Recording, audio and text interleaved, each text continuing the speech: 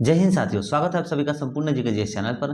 देखिए, अभी का जो ये हम लोग का क्लास है, यह इस क्लास में हम लोग देखते हैं बीएससीसी नई भर्ती जो कि इंटर लेवल की आई हुई है, उसकी हम लोग तैयारी कर रहे हैं। और इसकी तैयारी हम लोग जीरो लेवल से कर रहे हैं, ना कि ऐसे ही बीच में से। इसकी तैयारी हम लोग जीरो लेवल से स्टार्ट किए हैं और इसका तैयारी हम लोग जीरो लेवल से करते हैं। देखिए, यह जो अभी का क्लास का हम लोग कौन से बुक का प्रैक्टिस करते हैं, तो यह है रुक्मणी पब्लिकेशन का बुक है।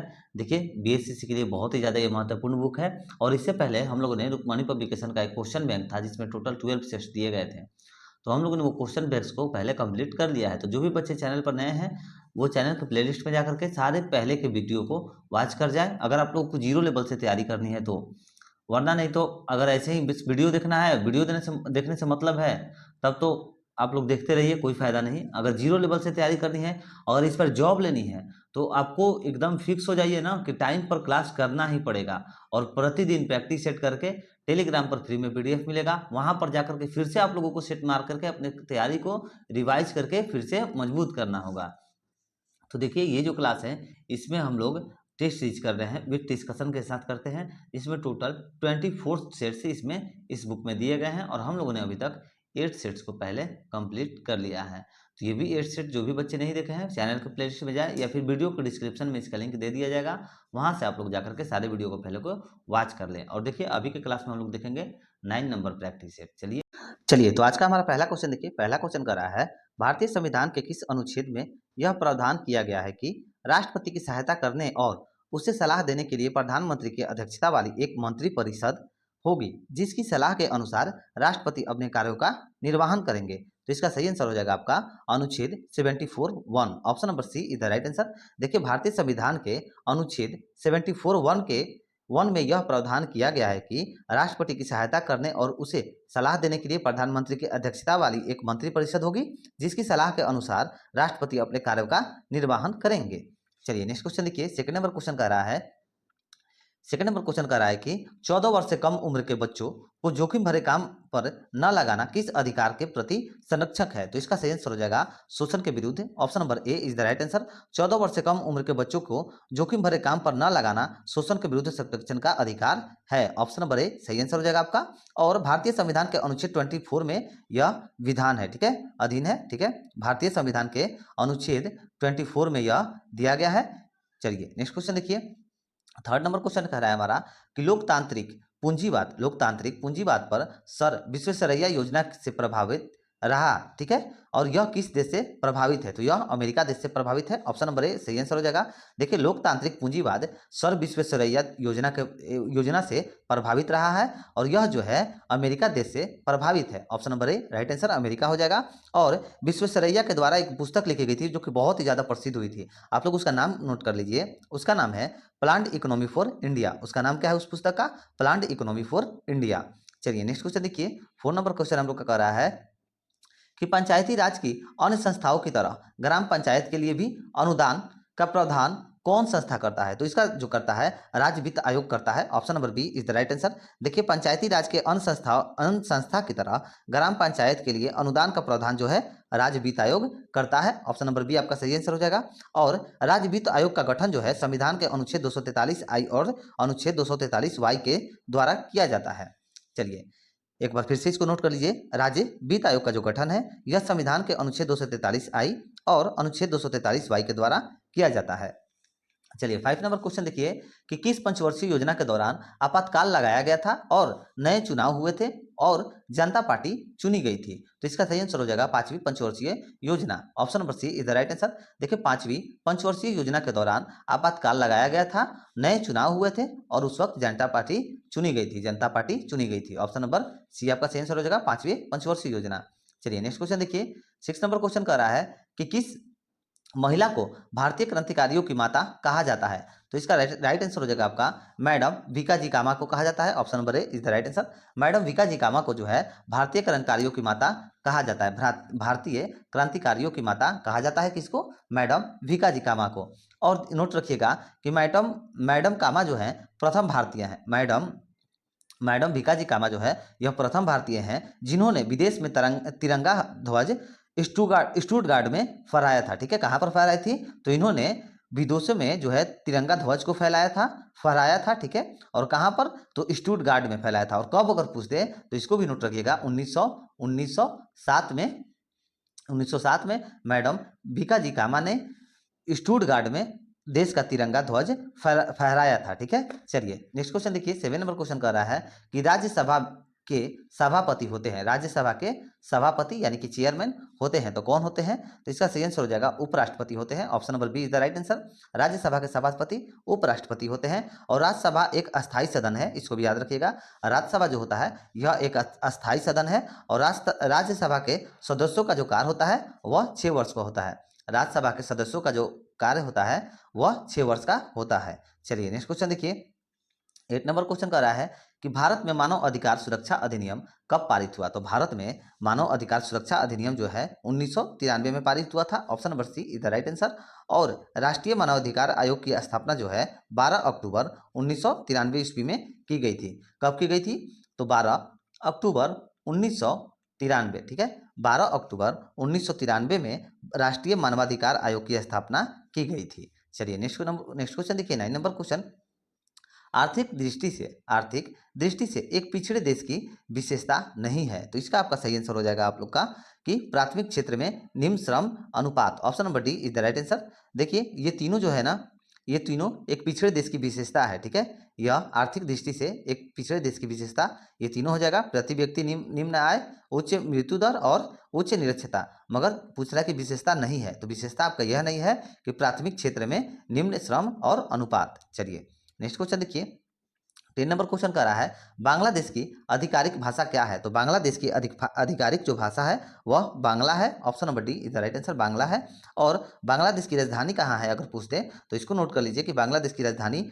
ढाका है। और बांग्लादेश भारत के साथ सर्वाधिक लंबी जो है सीमा साझा करता है। बांग्लादेश भारत के साथ सर्वाधिक लंबी सीमा साझा करता है। और कितने किलोमीटर का, तो उसको भी नोट कर लीजिए, 4096.7 किलोमीटर का जो है, इतने 4096.7 किलोमीटर का सीमा साझा जो है बांग्लादेश के भारत के साथ सबसे ज़्यादा सीमा साझा करता है।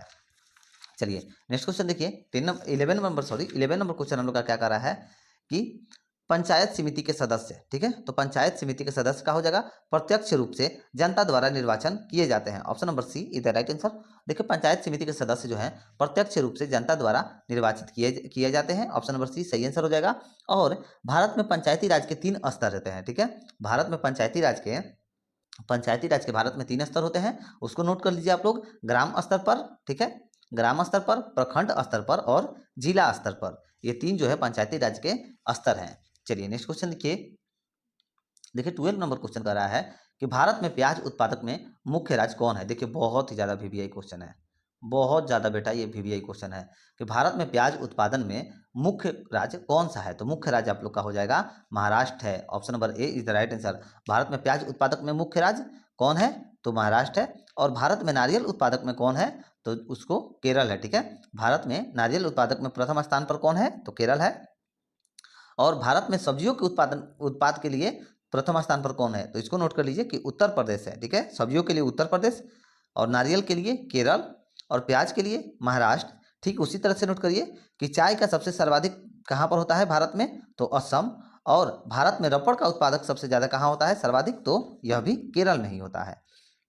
चलिए नेक्स्ट क्वेश्चन देखिए, 13 नंबर क्वेश्चन कर रहा है हड़प्पा संस्कृति का एक अन्य नाम है। तो हड़प्पा संस्कृति का एक अन्य नाम है, वह है कांस्य युगनी सभ्यता है। ऑप्शन नंबर डी आपका सही आंसर हो जाएगा। देखिए ऑप्शन नंबर डी में दिया गया है कांस्य युगनी सभ्यता, ठीक है। कांस्य युगीन सभ्यता, कांस्य युगीन सभ्यता है जो कि हड़प्पा संस्कृति का एक अन्य नाम है। और हड़प्पा सभ्यता जो है भारत की प्राचीनतम सभ्यता है। हड़प्पा सभ्यता जो है, इसको याद रखिएगा जरूर, हड़प्पा सभ्यता भारत की प्राचीनतम सभ्यता है। और हड़प्पा सभ्यता भारत की प्रथम शहरी सभ्यता थी, ठीक है।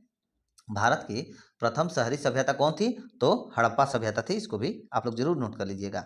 चलिए 14 नंबर क्वेश्चन देखिए कि बौद्ध काल का प्रसिद्ध केंद्र कौन सा है। बौद्ध काल का प्रसिद्ध केंद्र कौन सा है, तो इसका आपका सही आंसर हो जाएगा अमरावती है। Option number B is the right answer, Amaravati है। बौद्ध काल का प्रसिद्ध केंद्र अमरावती है। और अमरावती स्तूप सातवाहन काल में बनाया गया था, ठीक है। अमरावती स्तूप जो है यह सातवाहन काल में बनाया गया था।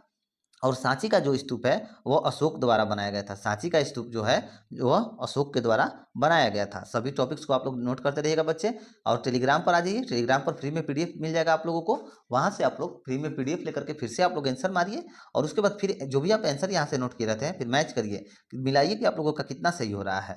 ठीक है, ऐसे प्रैक्टिस करने से आप लोगों का रिवीजन भी हो जाएगा और आप लोगों की तैयारी बहुत ज़्यादा मजबूत हो जाएगी।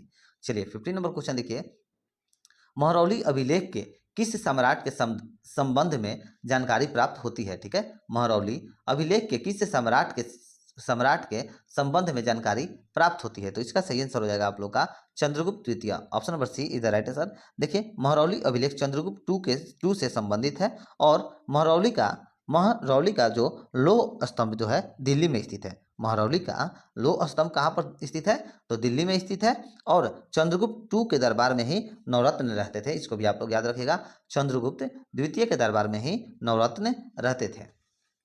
चलिए नेक्स्ट क्वेश्चन देखिए, 60 नंबर क्वेश्चन है कि वेदांत शब्द का प्रयोग किसके लिए किया गया है। तो वेदांत शब्द का जो प्रयोग है यह उपनिषदों के लिए किया गया है। Option number C is the right answer. वेदांत शब्द का प्रयोग उपनिषदों के लिए किया गया है, और वेद का अर्थ होता है ज्ञान है। ठीक है, वेद का अर्थ ज्ञान है, यानी कि असीम ज्ञान। ठीक है, और उपनिषद का अर्थ है निष्ठा पूर्वक पास बैठना। ठीक है, याद रखिएगा। ठीक है, उपनिषद का क्या है, तो उपनिषद का अर्थ है आप लोगों का कि निष्ठापूर्वक पास बैठना, और वेद का अर्थ होता है ज्ञान। चलिए 70 नंबर क्वेश्चन देखिए, 70 नंबर क्वेश्चन कह रहा है कि प्रतिवर्ष अंतर्राष्ट्रीय साक्षरता दिवस कब मनाया जाता है। तो प्रतिवर्ष जो है अंतर्राष्ट्रीय साक्षरता दिवस 8 सितंबर को मनाया जाता है। कब मनाया जाता है, तो 8 सितंबर को मनाया जाता है। देखिए 80 नंबर क्वेश्चन कर रहा है, निम्नलिखित में से कौन सा कथन सही है। तो कौन सा कथन सही है, देखिए निम्नलिखित में से, तो आपका राइट आंसर हो जाएगा ऊंचाई महत्वपूर्ण नहीं है, कॉफी के लिए छाया का फैक्टर महत्वपूर्ण है। Option number C is the right answer. ऊंचाई महत्वपूर्ण नहीं है, कॉफी के लिए छाया का फैक्टर महत्वपूर्ण है। और देखिए, और नोट कर लीजिए आप लोग कि कॉफ़ी जो है यह एक पेय पदार्थ है, मगर आजकल लोग तो इसको ज़्यादातर जिम में यूज कर रहे हैं। देखिए कॉफ़ी जो है नॉर्मली एक पीने के लिए बनाया गया है। ठीक है, यह एक पेय पदार्थ है, मगर आजकल आप लोग बहुत सारे देख रहे होंगे कि बहुत सारे लोग आजकल जिम में जाते हैं ना, तो कॉफ़ी का जो छोटा वाला पाउच आता है ना, 5 रुपये 2 रुपये का शायद ऐसे ही कुछ आता है, तो वो लोग पहले ही उसको ले रहे हैं और बोलते हैं कि प्री वर्कआउट का काम करेगा। क्यों लेते हैं, क्योंकि उस समय कैफीन मिलाया रहता है। ठीक है, इसी के कारण सभी लोग लेते हैं। कैफीन से थोड़ा सा थकावट कम होता है, कॉफ़ी पीने से भी थकावट बहुत कम होता है, इसीलिए आजकल लोग उसका गलत तरीके से इस्तेमाल भी कॉफ़ी का कर रहे हैं।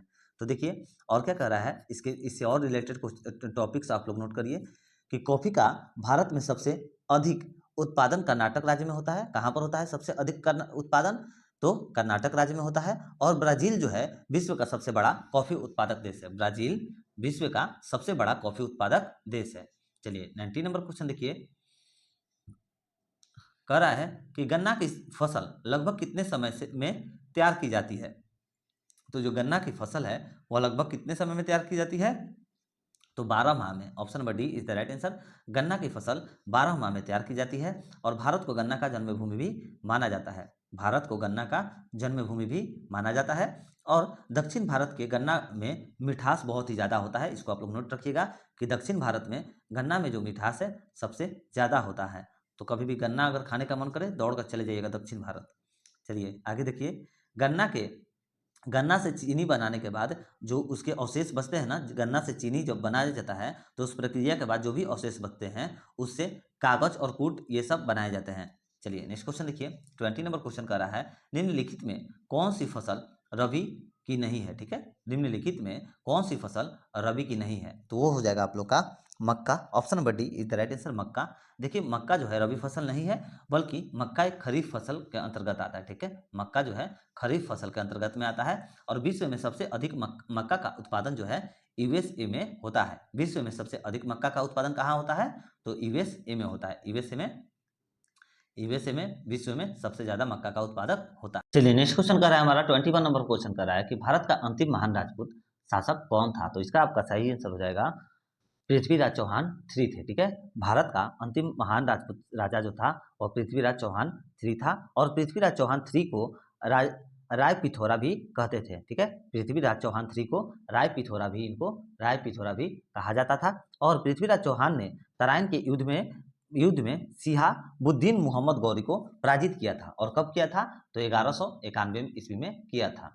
चलिए नेक्स्ट क्वेश्चन देखिए, 22 नंबर क्वेश्चन कर रहा है हम लोग का कि निम्नलिखित में से किस शासक ने दासों के रख रखाव के लिए एक अलग विभाग की स्थापना की थी? तो इसका सही आंसर हो जाएगा फिरोज शाह तुगलक ने की थी, option number B is the right answer. और फिरोज शाह तुगलक ने 2 बार अपना राज्याभिषेक करवाया था, ठीक है। ये ऐसे राजा थे, पहले राजाओं का राज्याभिषेक होता था जब वो लोग पद को स्वीकारते थे। तो ये जो राजा थे ना, ये अपना खुद को 2 बार राज्याभिषेक करवाए थे, ये फिरोज शाह तुगलक थे। चलिए नेक्स्ट क्वेश्चन देख लीजिए कि सहायक संधि को निम्नलिखित में से किस राज्य ने स्वीकार नहीं किया था? तो सहायक संधि को मैसूर राज्य ने स्वीकार नहीं किया था, option number A is the right answer. और सहायक संधि जो है सर्वप्रथम 1798 ईस्वी में हैदराबाद के निजाम में स्वीकार किया गया था, ठीक है। निजाम हैदराबाद यहाँ पर दिया है ना, इसमें पहली बार जो है 1798 ईस्वी में हैदराबाद के निजाम में पहली बार स्वीकार किया गया था, ठीक है। और किसने स्वीकार नहीं किया था? तो मैसूर ने स्वीकार नहीं किया था। चलिए नेक्स्ट क्वेश्चन देखिए, 24 नंबर क्वेश्चन कर रहा है वो कौन सी घटना थी जिसके बाद महात्मा गांधी ने ब्रिटिश सरकार के विरुद्ध अपना सर्वप्रथम असहयोग आंदोलन प्रारंभ किया था? तो ये आपका राइट आंसर हो जाएगा रॉलेट कानून, option number B is the right answer, Rowlatt कानून। देखिए रॉलेट कानून एक्ट के बाद महात्मा गांधी ने सर्वप्रथम असहयोग आंदोलन को शुरू किया था और असहयोग आंदोलन 1 अगस्त 1920 ईस्वी को शुरू किया गया था। असहयोग आंदोलन कब शुरू किया गया था? तो 1 अगस्त 1920 को शुरू किया गया था, इसको आप लोग जरूर याद रखिएगा। चलिए आगे देखिए नेक्स्ट क्वेश्चन कि किस किस भारतीय महिला के नाम पर अमेरिका में एक अंतरिक्ष यान का नाम रखा गया है? तो इसका आपका सही आंसर हो जाएगा Kalpana Chawla, option number C is the right answer, Kalpana Chawla. देखिए भारतीय महिला कल्पना चावला के नाम पर अमेरिका में एक अंतरिक्ष का नाम रखा गया था, ठीक है। और कल्पना चावला जो है यह प्रथम भारतीय महिला जो कि अंतरिक्ष यात्रा की थी, ठीक है। कल्पना चावला जो है यह प्रथम भारतीय महिला थी जो अंतरिक्ष यात्रा की। और कल्पना चावला की कोलंबिया यान की दुर्घटना में मृत्यु हो गई थी, ठीक है। कल्पना चावला की कोलंबिया यान में दुर्घटना में मृत्यु हो गई थी। चलिए नेक्स्ट क्वेश्चन 26 नंबर क्वेश्चन देखिए, 26 नंबर क्वेश्चन कर रहा है हमारा कि डैश कौन चंद्रयान 3 की सफल लैंडिंग के बाद भारत चंद्रमा पर सॉफ्ट लैंडिंग कराने वाला चौथा देश बना गया था, ठीक है। तो आपका राइट आंसर हो जाएगा 23 अगस्त 2023, ठीक है। Option number C is the right answer. 23 अगस्त 2023 को चंद्रयान 3 की सफल लैंडिंग के बाद जो सफल लैंडिंग के साथ भारत जो है चंद्रमा पर सॉफ्ट लैंडिंग कराने वाला चौथा देश बन गया है। तो आखिर ये चौथा देश जब बना है तो तीन पहले के देश कौन थे, ये भी तो पूछ सकता है कि जब भारत चौथा देश बना है सॉफ्ट लैंडिंग करने वाला चंद्रयान 3 से, तो इससे पहले जो 3 देश थे वो कौन है? तो नोट कर लीजिए उसके नाम, रूस, अमेरिका और चीन। कौन कौन से नाम नोट करिए? रूस, अमेरिका और चीन, ये जो 3 है ये भारत से पहले चंद्रमा पर अपना सॉफ्ट लैंडिंग कर चुके थे, ठीक है। चलिए नेक्स्ट क्वेश्चन देखिए, 27 नंबर क्वेश्चन कर रहा है कि 24 जुलाई 2023 को राष्ट्रपति द्रौपदी मुर्मू के द्वारा लाइफ टाइम अचीवमेंट के लिए राष्ट्रीय भू विज्ञान पुरस्कार 2022 किसे प्रदान किया गया? देखिए बहुत ही ज़्यादा महत्वपूर्ण क्वेश्चन है, ये तो ज़्यादातर चांसेस है इसमें आने का, ठीक है। हमारे देखने से बहुत ज़्यादा महत्वपूर्ण है, अब आप लोग जैसा करिए, मगर मेरे देखने से बहुत ज़्यादा महत्वपूर्ण है, आप लोग इसे जरूर नोट रखिएगा। देखिए इसका आप लोग का सही आंसर हो जाएगा डॉक्टर ओम नारायण को प्रदान किया गया, ठीक है। डॉक्टर ओम नारायण भार्गव को जो है यह प्रदान किया गया है, ऑप्शन नंबर ए आपका राइट आंसर हो जाएगा। 24 जुलाई 2023 को राष्ट्रपति द्रौपदी मुर्मू द्वारा लाइफ टाइम अचीवमेंट के लिए राष्ट्रीय भू विज्ञान पुरस्कार 2022 जो है डॉक्टर ओम नारायण भार्गव को प्रदान किया गया है, option number A is the right answer. चलिए नेक्स्ट क्वेश्चन देखिए, 28 नंबर क्वेश्चन कर रहा है कि भारत सरकार ने किस वर्ष तक देश से कालाजार को खत्म करने का लक्ष्य निर्धारित किया है? तो किस वर्ष तक? तो आपका 2023 तक, ऑप्शन नंबर 2023 दिया गया कि नहीं दिया गया है? हाँ, option number C is the right answer. देखिए भारत सरकार ने वर्ष 2023 तक देश के कालाजार को खत्म करने का लक्ष्य निर्धारित किया है। चलिए नेक्स्ट क्वेश्चन देखिए, 29 नंबर क्वेश्चन कर रहा है कि थॉम्स कप किस खेल से संबंधित है? तो जो थॉम्स कप है यह बैडमिंटन खेल से संबंधित है, option number C is the right answer. Thomas cup badminton खेल से संबंधित है। और इसको नोट कर लीजिए कि भारत ने, ठीक है, भारत ने 2023 में इंडोनेशिया को हरा करके पहली बार थॉम्स कप खिताब जीता है, ठीक है। भारत ने पहली बार 2023 में इंडोनेशिया को हरा करके थॉम्स कप खिताब जीता है। चलिए नेक्स्ट क्वेश्चन देखिए, 30 नंबर क्वेश्चन कर रहा है कि जून 2023 में रिसर्च एंड एनालिसिस विंग यानी कि रॉ के प्रमुख किसे नियुक्त किया गया है? तो रॉ के प्रमुख किसको नियुक्त किया गया है? तो रवि सिन्हा हो जाएंगे, option number B is the right answer. Ravi Sinha को नियुक्त किया गया है, रॉ के प्रमुख के रूप में रवि सिन्हा को नियुक्त किया गया है। और रॉ के जो प्रमुख है रवि सिन्हा जो है बिहार के भोजपुर जिले के हैं, ये भी आप लोग याद रखिएगा। रवि सिन्हा जो हैं यह रॉ के प्रमुख तो नियुक्त हुए हैं। ये जो कहाँ के हैं, अगर पूछ दे कहाँ के हैं तो बिहार के भोजपुर जिले से हैं, ठीक है। और डीआरडीओ से एक बहुत ही अच्छा क्वेश्चन पूछा जाता है कि डीआरडीओ के अध्यक्ष कौन है अभी, तो आप लोग इसको नोट रखिएगा कि डीआरडीओ के वर्तमान में अभी अध्यक्ष जो है डॉक्टर समीर बी कामत है, ठीक है। कौन है, डॉक्टर समीर बी कामत है डीआरडीओ के, ठीक है। इसको जरूर याद रखिएगा, ये क्वेश्चन पूछा जा सकता है। चलिए 31 नंबर क्वेश्चन देखिए क्या कर रहा है कि विश्व का सर्वाधिक घनी आबादी वाला प्रदेश है, तो विश्व का सर्वाधिक घनी आबादी वाला प्रदेश कौन सा है, तो वो दक्षिण पूर्वी एशिया है। Option number A is the right answer. और विश्व की सर्वाधिक आबादी जो है एशिया महादेश में रहते हैं, ठीक है। विश्व का सर्वाधिक आबादी जो है एशिया महादेश में रहते हैं। और 2011 की जनगणना के अनुसार भारत में विश्व की जनसंख्या का 17.5% लोग निवास करते हैं। भारत में 17.5% जो है 17.5% लोग निवास करते हैं 2011 के जनगणना के अनुसार, ठीक है, विश्व की जनसंख्या का, ठीक है। चलिए फिर से इसको आप लोग एक बार नोट कर लीजिए कि 2011 के जनगणना के अनुसार भारत में विश्व की जनसंख्या का 17.5% लोग निवास करते हैं। चलिए नेक्स्ट क्वेश्चन देखिए 32 नंबर क्वेश्चन कर रहा है कि भारतीय वन सर्वेक्षण का मुख्यालय कहाँ है, तो भारतीय वन सर्वेक्षण का जो मुख्यालय है वह देहरादून में है। Option number C is the right answer. कहाँ है,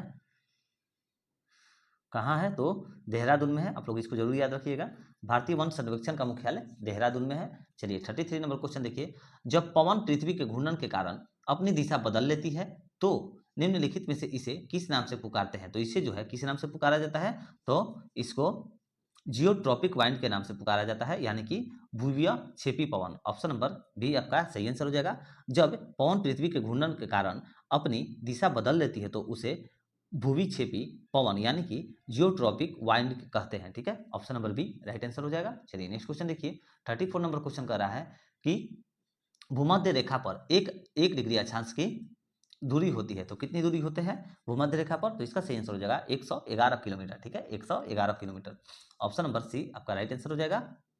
और नोट रखिएगा कि एक देशांतर के बीच का समय जो कितना होता है, तो एक देशांतर के बीच का समय अंतराल 4 मिनट होता है। इसको आप लोग जरूर याद रखिएगा, एक देशांतर के बीच का समय अंतराल कितना होता है, तो 4 मिनट होता है, ठीक है, 4 मिनट होता है। चलिए नेक्स्ट क्वेश्चन देखिए 35 नंबर क्वेश्चन कर रहा है आप लोग का कि प्लानिंग एंड द पुअर पुस्तक के लेखक कौन है, तो प्लानिंग एंड द पुअर पुस्तक के लेखक है वो हैं B.S. निमहास, ठीक है, B.S. Minhas. Option number C is the right answer. देखिए प्लानिंग एंड द पुअर पुस्तक के लेखक हैं B.S.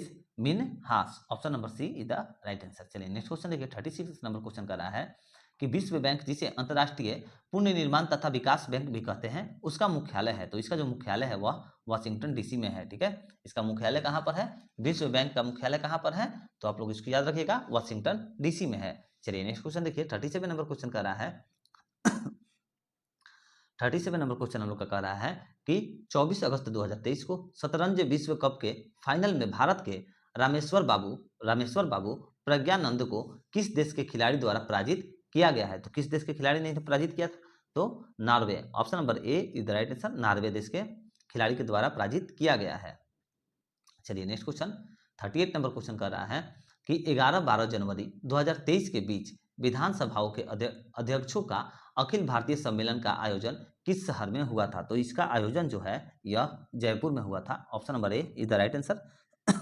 देखिए 11-12 जनवरी 2023 के बीच विधानसभाओं के अध्यक्षों का अखिल भारतीय सम्मेलन का आयोजन जो है जयपुर यानी कि राजस्थान में है, जयपुर राजस्थान में हुआ था। और जनवरी 2023 में ही अखिल भारतीय पुलिस महानिरीक्षक सम्मेलन का आयोजन दिल्ली में हुआ था, ठीक है। जनवरी 2023 में ही एक और हुआ था जो कि अखिल भारतीय पुलिस महानिरीक्षक सम्मेलन का आयोजन कहाँ हुआ था, तो दिल्ली में हुआ था। इसको भी आप लोग याद रखिएगा। चलिए नेक्स्ट क्वेश्चन 39 नंबर क्वेश्चन देखिए, अजय टू योगी आदित्यनाथ पुस्तक के लेखक कौन है, ठीक है, तो इसका राइट आंसर हो जाएगा शांतनु गुप्ता है। Option number D is the right answer. Ajay to Yogi Adityanath पुस्तक के लेखक कौन है, तो शांतनु गुप्ता है, ठीक है। योगी आदित्यनाथ का जो बचपन का नाम था वो था अजय सिंह, ठीक है, अजय सिंह बिष्ट था, ठीक है। इसको आप लोग जरूर याद रखिएगा।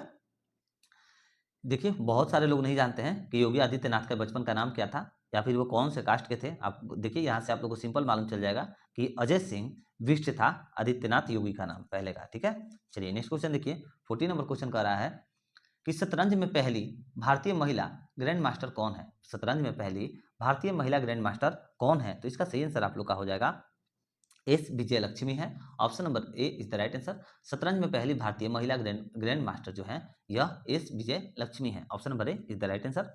देखिए 41 नंबर क्वेश्चन कर रहा है कि सूफी संप्रदाय का उद्भव हुआ था। ठीक है, सूफी संप्रदाय का उद्भव हुआ था, तो इसका सही आंसर हो जाएगा कहां पर, तो इस्लाम में हुआ था। ठीक है, इस्लाम से है इसका। Option number C is the right answer. देखिए सूफी संप्रदाय का उद्भव जो है इस्लाम से हुआ था, और सूफी आंदोलन जो है इस्लाम का उत्तरवादी आंदोलन है। ठीक है, सूफी आंदोलन जो है इस्लाम का उदारवादी आंदोलन है, इसको जरूर याद रखिएगा। सूफी आंदोलन इस्लाम का जो है उदारवादी आंदोलन है। चलिए नेक्स्ट क्वेश्चन देखिए 42 नंबर क्वेश्चन कर रहा है आर्थिक दृष्टि से एक पिछड़े देश की विशेषता है। तो एक पिछड़े देश की जो विशेषता है वह प्रति व्यक्ति निम्न आय ये भी है, और निम्न मृत्यु दर ये भी है, और उच्च निरक्षरता ये भी है, यानी कि उपयुक्त सभी। Option number D is the right answer. देखिए आर्थिक दृष्टि से एक पिछड़े देश की विशेषता प्रति व्यक्ति निम्न आय और निम्न मृत्यु दर तथा उच्च निरक्षरता होता है, यानी कि तीनों होता है। ऑप्शन नंबर डी आपका सही आंसर हो जाएगा उपयुक्त सभी। चलिए नेक्स्ट क्वेश्चन देखिए 43 नंबर क्वेश्चन कर रहा है कि वांसदा राष्ट्रीय उद्यान डैश में है, तो ये कहां पर है, तो गुजरात में है। ऑप्शन नंबर बी आपका सही आंसर हो जाएगा। वांसदा राष्ट्रीय उद्यान जो है यह गुजरात में है। ऑप्शन नंबर बी आपका राइट आंसर हो जाएगा। और याद रखिएगा ये गिर नेशनल पार्क है, वो भी गुजरात में ही है। गिर नेशनल पार्क अगर पूछ दे कहाँ है, तो इसको आप लोग याद रखिएगा कहाँ है, तो गुजरात में है। चलिए नेक्स्ट क्वेश्चन देखिए 44 नंबर क्वेश्चन, किस देश का झारखंड दोहरे त्रिभुज के रूप में है। ठीक है, किस देश का, सॉरी हम झारखंड बोल दिया था, सॉरी थोड़ा सा यहाँ पर, कोई बात नहीं, हर बार एक्सक्यूज नहीं दिया जाता है। चलिए 44 नंबर है, किस देश का झंडा दोहरे त्रिभुज के रूप में है। तो किस देश का झंडा है, तो इसका सही आंसर हो जाएगा नेपाल का है। Option number B is the right answer. Nepal देश का जो झंडा है यह दोहरे त्रिभुज के रूप में है। ऑप्शन नंबर बी इसका सही आंसर हो जाएगा नेपाल। देखिए नेक्स्ट क्वेश्चन है 45 नंबर क्वेश्चन कर रहा है हमारा कि अष्टछाप की स्थापना किसके द्वारा की गई। ठीक है, अष्टछाप की स्थापना जो है यह आचार्य विट्ठल नाथ द्वारा की गई है। Option number A is the right answer. Ashtachhap की स्थापना आचार्य विट्ठल नाथ द्वारा की गई है। Option number A is the right answer. चलिए नेक्स्ट क्वेश्चन देखिए 46 नंबर क्वेश्चन कर रहा है कि बिहार से उड़ीसा और झारखंड कब अलग हुआ था। तो बिहार से उड़ीसा और झारखंड जो है 1936 ईस्वी और 2000 में हुआ था। ठीक है, देखिए किस ऑप्शन में दिया गया है, तो ऑप्शन नंबर सी में दिया गया। Option number C is the right answer. Bihar से उड़ीसा जो है 1936 में और झारखंड जो है 2000 ईस्वी में अलग हुआ है। ठीक है, और अगर डेट पूछते हैं तो उड़ीसा का आप लोग याद रखिएगा कि 1 अप्रैल 1936 को बिहार से उड़ीसा अलग हुआ था। कब, 1 अप्रैल 1936 को, 1 अप्रैल 1936 को उड़ीसा अलग हुआ था। और अगर झारखंड का डेट पूछते हैं तो इसको भी नोट रखिएगा कि 26 नवंबर 2000 को। ठीक है, 26 नवंबर 2000 को झारखंड जो है अलग हुआ था बिहार से। चलिए नेक्स्ट क्वेश्चन देखिए 47 नंबर क्वेश्चन का रहा है कि बिहार में 1857 की क्रांति के नेता बाबू कुंवर सिंह का देहांत कब हुआ था। तो इनका जो है देहांत कब हुआ था, तो इसका आपका सही आंसर हो जाएगा 26 अप्रैल 1858 को हुआ था। Option number C is the right answer. 26 अप्रैल 1858 को हुआ था। देखिए 26 अप्रैल 1858 को बिहार में 1857 की क्रांति के नेता बाबू कुंवर सिंह का देहांत हो गया था। और बाबू कुंवर सिंह जो है बिहार के जगदीशपुर के जमींदार थे। ठीक है, बाबू कुंवर सिंह जो थे यह बिहार के जगदीशपुर के जमींदार थे, और बाबू कुंवर सिंह परमार वंश से संबंध रखते थे। ठीक है, बाबू कुंवर सिंह जो है यह परमार वंश से संबंध रखते थे। ठीक है, चलिए नेक्स्ट क्वेश्चन देखिए 48 नंबर क्वेश्चन है कि वहाबी आंदोलन का मुख्य केंद्र था। वहाबी आंदोलन का मुख्य केंद्र था, तो यह इसका मुख्य केंद्र जो था पटना था। Option number B is the right answer. वहाबी आंदोलन का मुख्य केंद्र कहाँ था, तो पटना था। और वहाबी आंदोलन जो है मुस्लिम समाज से जुड़ा हुआ था, इसको याद रखिएगा। वहाबी आंदोलन मुस्लिम समाज से जुड़ा हुआ था, और वहाबी आंदोलन का जो मुख्य केंद्र पटना था वह आखिर कब बना था, तो इसको आप लोग डेट याद रखिएगा। 1850 में मुख्य केंद्र पटना बना था। चलिए नेक्स्ट क्वेश्चन देखिए 49 नंबर क्वेश्चन क्या कर रहा है कि निम्नलिखित में से कौन कर्नाटक संगीत की त्रिमूर्ति में से एक है। तो इसका सही आंसर हो जाएगा आप लोग का कि त्यागराज। ठीक है, ऑप्शन नंबर सी आपका सही आंसर हो जाएगा त्यागराज। देखिए त्यागराज जो है कर्नाटक संगीत की त्रिमूर्ति में से एक है। Option number C is the right answer. Tyagaraja Carnatic संगीत की त्रिमूर्ति में से एक है। और कर्नाटक संगीत के त्रिमूर्ति जो थे उनका आप लोग नाम नोट कर लीजिए। पहले थे त्यागराज, दूसरे थे मधुस्वामी दीक्षितार और तीसरे थे श्यामा शास्त्री। ठीक है, चलिए आगे बढ़िए। नेक्स्ट क्वेश्चन देखिए, 50 नंबर क्वेश्चन कर रहा है कि बिहार राज्य के किस जिले का जनसंख्या घनत्व सबसे अधिक है। तो किस जिले का सबसे ज्यादा जनसंख्या घनत्व है, तो शिवहर का। Option number B is the right answer. Bihar राज्य के शिवहर जिले का जो जनसंख्या घनत्व है सबसे ज्यादा यानी कि सबसे अधिक है। और यह जो है 2011 की जनगणना के अनुसार का रिपोर्ट है। ठीक है, 2011 की जनगणना के अनुसार का यह रिपोर्ट है कि शिवहर जिले का जनसंख्या घनत्व जो है 1880 प्रति व्यक्ति किमी था। ठीक है, और आप लोग एक चीज नोट कर लीजिएगा कि कुल जनसंख्या क्रम में बिहार भारत में तीसरे स्थान पर है। कुल जनसंख्या क्रम में बिहार जो है भारत का तीसरे स्थान पर है। और देखिए यहाँ पर क्या पूछ दिया था कि अधिक पूछ दिया था, सबसे अधिक घनत्व वाला पूछा था तो शिवहर हो गया। और अगर सबसे न्यूनतम पूछ दे यानी कि सबसे कम वाला घनत्व वाला जिला पूछ दे तो उसको बोलिएगा कैमूर। ठीक है, कौन सा, तो कैमूर।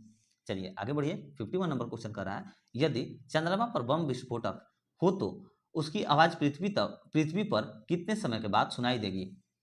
तो ये तो आप सभी को पता होना चाहिए कि सुनाई नहीं देगा। ठीक है, यदि चंद्रमा पर बम विस्फोटक हो तो उसकी आवाज पृथ्वी पर सुनाई नहीं देगी। ठीक है, इनमें से कोई नहीं होगा। Option number D is the right answer. और चूंकि चंद्रमा पर कोई वायुमंडलीय ही नहीं है इसीलिए हम वहां की आवाज को नहीं सुन सकते हैं। ठीक है, चंद्रमा पर कोई भी ऐसा वायुमंडलीय नहीं है इसीलिए हम लोग उसकी आवाज को नहीं सुन सकते हैं। चलिए नेक्स्ट क्वेश्चन देखिए, 52 नंबर क्वेश्चन कर रहा है कि जल की कठोरता किसके कारण होती है। तो जल की जो कठोरता है वह CaHCO3 के कारण होती है। ऑप्शन नंबर बी इसका सही आंसर हो जाएगा। ठीक है, और आप लोग नोट रखिएगा कि जल की अस्थायी कठोरता जो है उबालने से दूर होती है और जल की जो अस्थायी कठोरता होती है वह उबालने से दूर नहीं होती है। ठीक है, देखिए दोनों में फर्क है। जल की अस्थायी जो कठोरता है वह उबालने से दूर होती है और जो जल की अस्थायी कठोरता है वह उबालने से दूर नहीं होती है। चलिए 53 नंबर क्वेश्चन देखिए कि भारतीय रक्षा मंत्रालय द्वारा इंटरनेट से जुड़े सभी कंप्यूटरों के माइक्रोसॉफ्ट ऑपरेटिंग सिस्टम को हटा करके कौन सा नया स्वदेश में विकसित विंडोज के साथ बदलने का फैसला किया गया है। तो इसका सही आंसर हो जाएगा माया। Option number B is the right answer. माया इसका राइट आंसर हो जाएगा। चलिए नेक्स्ट क्वेश्चन देखिए, 54 नंबर क्वेश्चन कर रहा है कि पीतल एक मिश्र धातु है जबकि वायु है एक। तो वायु क्या हो जाएगा, तो वायु का हो जाएगा आप लोग का वहीं सेम मिश्रण हो जाएगा। Option number B is the right answer. देखिए पीतल एक मिश्र धातु है जबकि वायु भी मिश्रण है। ठीक है, और मिश्र धातु जो है समांगी मिश्रण ही है। ठीक है, इसको भी याद रखिए आप लोग, मिश्र धातु एक ही बात है, मिश्रण। चलिए नेक्स्ट क्वेश्चन देखिए, 55 नंबर क्वेश्चन कि इंसुलिन की कमी के कारण होने वाला रोग है। तो इंसुलिन की कमी के कारण डायबिटीज रोग होता है। ठीक है, option number B is the right answer. Insulin की कमी के कारण डायबिटीज रोग होता है। और इंसुलिन की जो खोज है वह वेटिंग एवं वेस्ट ने सन 1921 में की थी। कब की थी, तो 1921 में डायबिटीज की खोज की गई थी। और किसके द्वारा की गई थी, सॉरी इंसुलिन की खोज की गई थी। इंसुलिन की खोज की गई थी 1921 में की गई थी। और किसके द्वारा, तो वेटिंग एवं वेस्ट ने की थी। वेंटिंग एवं वेस्ट ने की थी। कब की थी, 1921 में की थी इंसुलिन की खोज।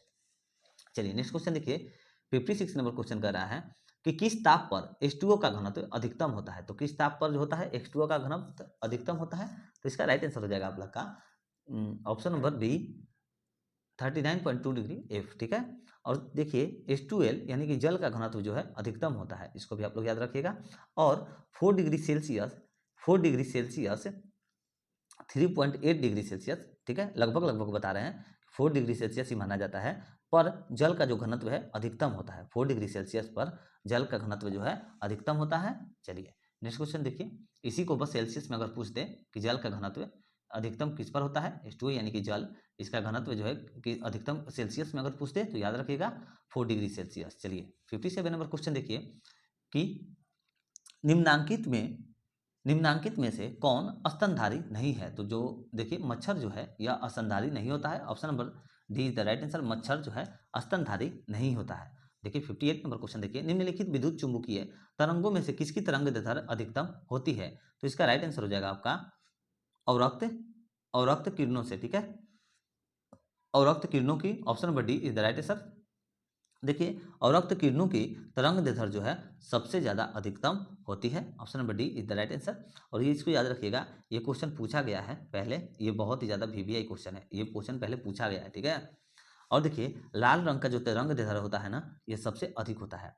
लाल रंग का, रेड कलर का जो तरंग दैर्ध्य होता है, यह सबसे अधिक होता है। चलिए नेक्स्ट क्वेश्चन 59 नंबर क्वेश्चन देखिए, आंसू गैस का रासायनिक नाम क्या है? ठीक है, तो इसका रासायनिक नाम आप लोग का हो जाता है, इसका रासायनिक नाम क्या हो जाएगा? देखिए ऑप्शन में से, हाँ ऑप्शन नंबर ए हो जाएगा अल्फा क्लोरोएसीटोफिनोन। ठीक है, अल्फा क्लोरोएसीटोफिनोन हो जाएगा। Option number A is the right answer, alpha chloroacetophenone. Option number A is the right answer. आंसू गैस का रासायनिक नाम होता है alpha chloroacetophenone. Option number A is the right answer.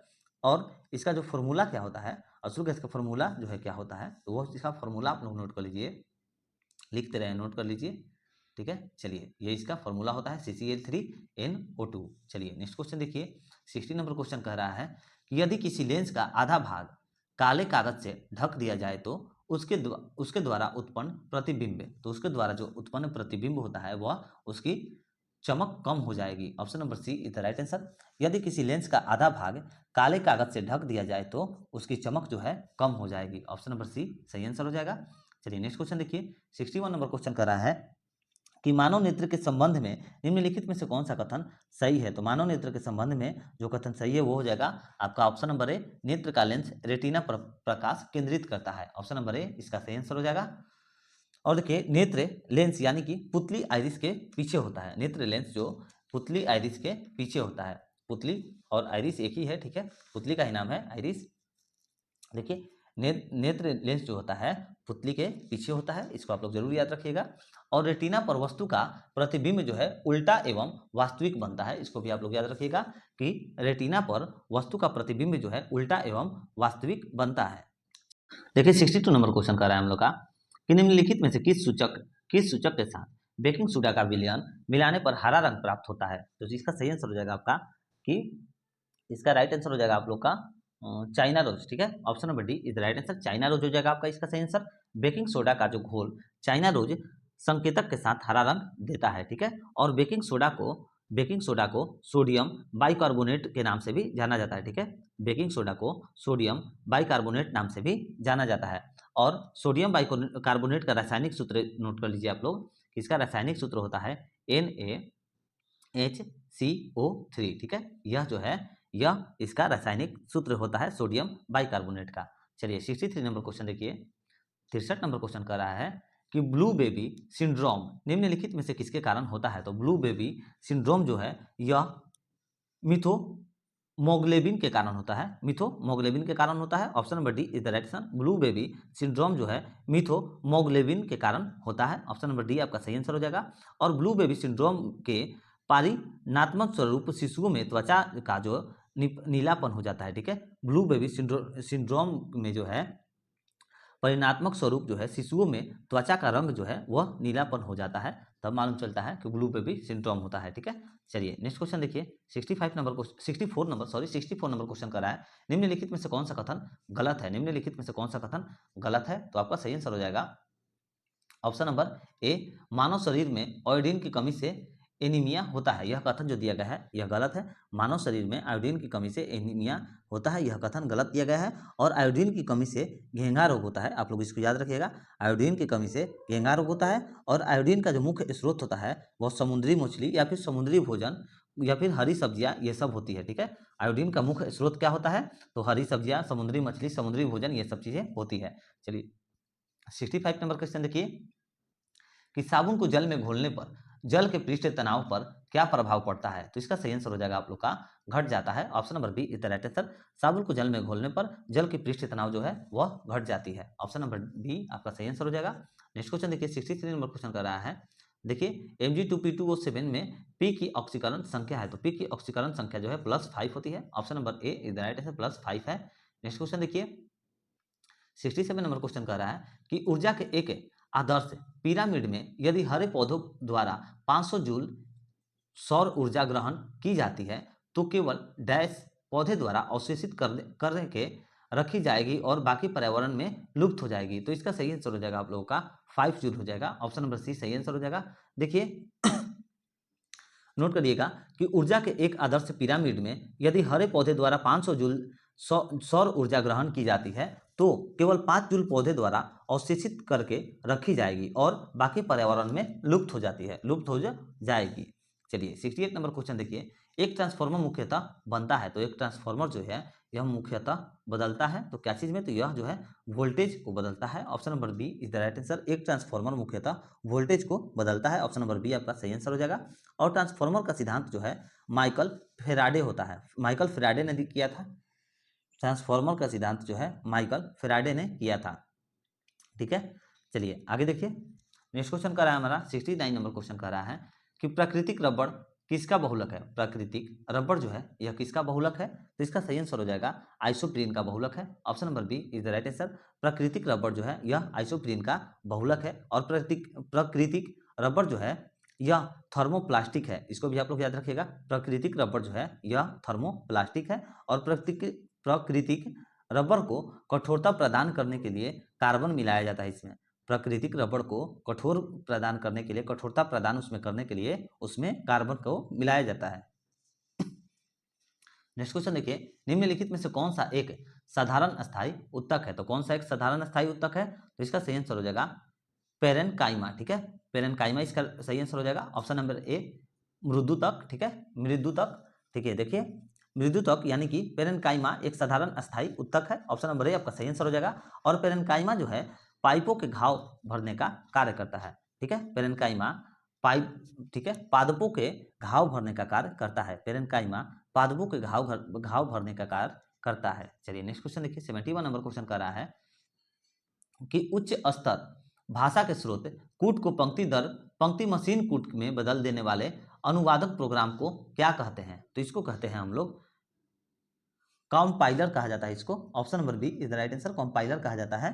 देखिए उच्च स्तर भाषा के स्रोत कूट को पंक्ति दर पंक्ति मशीन कूट में बदल देने वाले अनुवादक प्रोग्राम को कंपाइलर कहा जाता है। ठीक है, कंपाइलर को कहते हैं। ऑप्शन नंबर बी आपका राइट आंसर हो जाएगा, कंपाइलर। चलिए नेक्स्ट क्वेश्चन देखिए, 72 नंबर क्वेश्चन कर रहा है, यदि लाल फूल को हरे शीशा में से देखें तो वह कैसा दिखता है। ठीक है, यदि लाल फूल को हरे शीशा में से देखें तो वह कैसा दिखता है, तो वह जो है काला दिखता है। Option number B is the right answer.